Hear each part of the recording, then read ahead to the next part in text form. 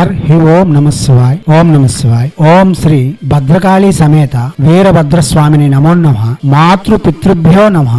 ఆచార్య అతిథిభ్యో నమః. శ్రీమాత లలితా త్రిపుర సుందరయే నమో నమః. శివశక్తి స్వరూపులారా, భగవద్గీత ఓం అస్య శ్రీ భగవద్గీత ఉపనిషత్ బ్రహ్మ విద్యా యోగ శాస్త్రే శ్రీకృష్ణార్జున సంవాదే తృతీయ అధ్యాయ కర్మయోగ నామధ్యాయ సప్తమ శ్లోకాని. భగవద్గీత 3వ అధ్యాయము 7వ శ్లోకము. శ్రీ భగవాన్ వాచ యత్సింద్రియాణి మనసా నియామ్య రభతే అర్జున కర్మేంద్రియైః కర్మయోగమసక్తః స విశిష్యతే. యః తు ఇంద్రియాణి మనసా నియామ్య అరభతే అర్జున కర్మేంద్రియైః కర్మయోగం అసక్తః స విశ్యతే. దివాత్మ స్వరూపులారా, కాని ఎవరైతే వివేకయుక్తమైన మనస్సుతో జ్ఞానేంద్రియములను నియమించి అనాసక్తుడై కర్మేంద్రియములతో కర్మానుష్ఠానం ఒనర్చుతున్నాడో అతడు చిత్తశుద్ధిని పొంది జ్ఞానాన్ని పొందుతున్నాడు. ఇంతకు ముందు చెప్పే శ్లోకము చెప్పిన ఢాంబికుని కన్నా శ్రేష్ఠుడు. దివాత్మ స్వరూపులారా, ఓ అర్జున, ఎవరైతే తన ఇంద్రియాలను మనస్సుతో నిగ్రహించి ఆ నిగ్రహించబడిన జ్ఞానేంద్రియ కర్మేంద్రియాలతో కర్మయోగమును ఎటువంటి ఆసక్తి లేకుండా ఆచరిస్తాడో అతడిని విశిష్ట పురుషుడు అని అంటారు. ఎవరంటారు? జ్ఞానులు. అర్జున, శరీర అవసరములనే కాదు మనస్సును కూడా స్వాధీనంలో ఉంచుకోవాలి. ఇంద్రియాలను మనస్సు చెప్పినట్టు వినాలి, కాని ఇంద్రియములు చెప్పినట్టు మనసు వినకూడదు. అటువంటి నిగ్రహింపబడిన ఇంద్రియాలతో నిష్కామ కర్మ చేయాలి. చేస్తున్న పనికి ఫలితం ఆశించకూడదు. అప్పుడు ఆ కర్మ బంధనములను అతనిని అంటావు. కర్మల పట్ల ఆసక్తి, విషయవాంఛలు మనసులో నుండి బయటకు నెట్టాలి. నిష్కామంగా ఏ కోరిక లేకుండా, ఫలం ఆశించకుండా, నేను చేస్తున్నాను అనే అహం లేకుండా ఏ పని చేసినా ఆ కర్మలు అతనిని బంధించవు. అటువంటి కర్మలు చేసిన వాడు విశ్యతే అంటే శ్రేష్టమైన వాడు అని పిలువబడతాడు. నేను జ్ఞానిని, నేను ధ్యానం చేస్తున్నాను అంటూ కాషాయంలో కట్టుకుని కళ్ళు మూసుకొని కూర్చుని మనసులో విషయవాంఛల గురించి ఆలోచించే వారి కంటే తనకు విధింపబడిన కర్మలను తనచే నిగ్రహించబడిన ఇంద్రియములతో నిష్కామంగా ఫలాపేక్ష లేకుండా అహంకారం లేకుండా చేసేవాడు ఎంతో ఉత్తముడు.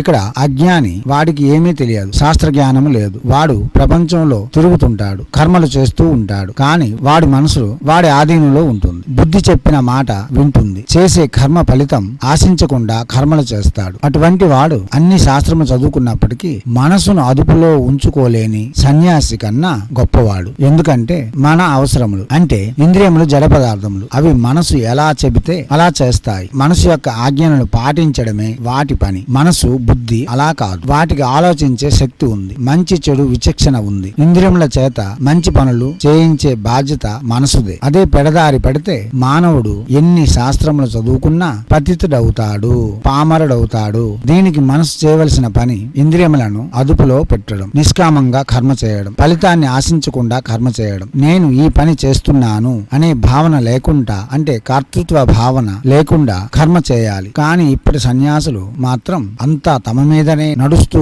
ఉందని భావన చేస్తూ ఉంటారు. అన్నిటికీ తామే కర్మ, కర్త, క్రియగా వ్యవహరిస్తుంటారు. వీరు పేరుకే సన్యాసులు కాని విశిష్ట వ్యక్తులు కారు. పై శ్లోకంలో చెప్పినట్టు వీరందరూ దంబాచారము, కపటులు. అసలు కర్మయోగి ఎవరంటే మనసుతో ఇంద్రియాలను అదుపులో ఉంచుకొని ఆ అదుపులో ఉన్న ఇంద్రియములతో కర్మ చేసేవాడు, కర్మ ఫలమును ఆశించనివాడు, ఎల్లప్పుడూ తన మనసును భగవంతుని యందే లగ్నం చేసేవాడు. అటువంటి వాడు సంసారి అయినా సన్యాసి అయినా ఒకటే. ఈ ప్రపంచంలో తిరుగుతూ కర్మలు చేస్తున్నా తామరాకు మీద నీటి బిందువు మాదిరి సంచరిస్తున్నాడో అతడే శ్రేష్ఠుడు. దివ్యాత్మ స్వరూపులారా, మనం ఇంతకు ముందే చెప్పుకున్నాం, మనసుకు బుద్ధికి ఎటువంటి రుచి, వాసన, స్పర్శ ఏమీ తెలియవు. ఈ ఇంద్రియములే వాటి యొక్క భోగముల కోసం మనసును పరిచయం చేశాయి. మనసు ఏం చేయాలి?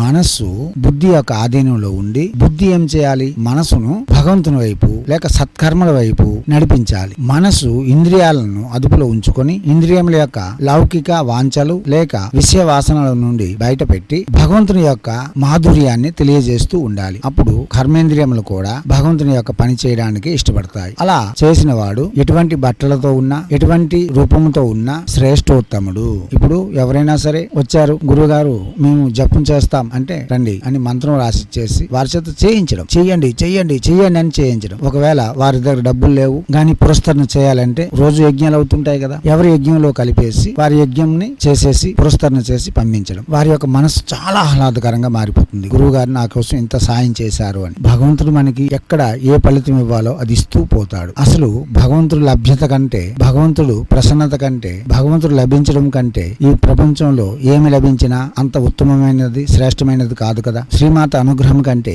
ప్రపంచంలో ఏది గొప్పది కాదు కదా. అటువంటి భగవంతుని యొక్క సాక్షాత్కారం పొందాలంటే ముందు మనం మనసు యందు కోర్కెలను కొంచెం కొంచెంగా వెళ్ళగొట్టి భగవంతుని యొక్క లేక దైవం వైపు మనసుని సంస్కరించాలి అని భగవంతుడు చెప్తున్నాడు. దివ్యాత్మ స్వరూపులారా, భగవద్గీతను మొత్తం వినాలి అంటే కింద డిస్క్రిప్షన్ లో లింక్ ఉంది, అది క్లిక్ చేసి మొదటి నుండి వినగలరు. హైందవ సనాతన ధర్మ ఋషులు మనకి అందించిన ధార్మిక శాస్త్రములు చదవడం వలన మన జీవితంలో వచ్చే ఆటంకములను మనమే అధిగమిస్తూ ప్రతి ప్రశ్నకు సమాధానం చేయగలుగుతూ ఆనందకరమైన ఆహ్లాదకరమైన జీవితంను కొనసాగించగలం. ప్రతి దానికి మంత్రములు పూజలు చేయవలసిన అవసరం లేదు. అసలు ధార్మిక విచారమే లేకుండా ఎన్ని పూజలు చేసినా ఎన్ని మంత్ర జపములు చేసినా ఫలితం వచ్చినా సంతృప్తికరంగా ఉండదు. దివ్యాత్మ స్వరూపులారా, కాబట్టి హైందవ సనాతన ధర్మ ఋషులు మనకి అందించిన విద్యలు ధార్మికముగాను తాంత్రికముగాను మాంత్రికముగాను అవసరార్థం వినియోగించుకుంటూ మనసును బుద్ధిని భగవంతుని వైపు మరలుస్తూ ఎటువంటి కష్టములు నష్టములు వచ్చినా భరిస్తూ ఆనందమును దుఃఖమును ఆనందంగానే స్వీకరిస్తూ ముందుకు సాగేవాడు సనాతన ధర్మ ఋషి. అదే సనాతన ధర్మం చెబుతుంది. సనాతన ధర్మం అంటేనే ఇదే. ఇలా అర్థం చేసుకొని ముందుకు సాగితే మనిషి కష్టం అనేదే తెలియదు, దుఃఖం అనేది రాదు కూడా. దుఃఖం మీ దరి చేరదు. దివ్యాత్మ స్వరూపులారా, అర్థం చేసుకోండి. అర్థం చేసుకుని ముందుకు సాగుతూ మనసును బుద్ధిని చులకనగా ఉంచుకొని ఆహ్లాదకరమైన వాతావరణమునకు అభ్యాసం చేయించి వాటిని ఎప్పుడు ఆనందమయంగా ఉంచగలిగితే మీరు శ్రేష్టోత్తములు, నిత్య ఆనంద స్వరూపులు, సచ్చిదానంద స్వరూపులు, మీరే పరమాత్మ యొక్క ప్రతిరూపాలు. ఇదే సనాతన ధర్మం మనకి చెబుతుంది. దివ్యాత్మ స్వరూపులారా, హైందవ సనాతన ధర్మ ఋషుల యొక్క కష్టమును తెలుసుకొని వారిని నిత్యం మననం చేసుకుంటూ అదే సమయంలో భారతీయ సంస్కృతి సాంప్రదాయాలు కాపాడడం కూడా మన బాధ్యతగా స్వీకరిస్తారని ఆశిస్తూ ఎప్పుడు మీ సేవలో రత్నశ్రీ హిందూ సేవ సమాజ్ ఆచార్య భీమసింగ్ రైక్మర్ ఆఫ్ నిఖిలానంద సాగర్ మహారాజ్.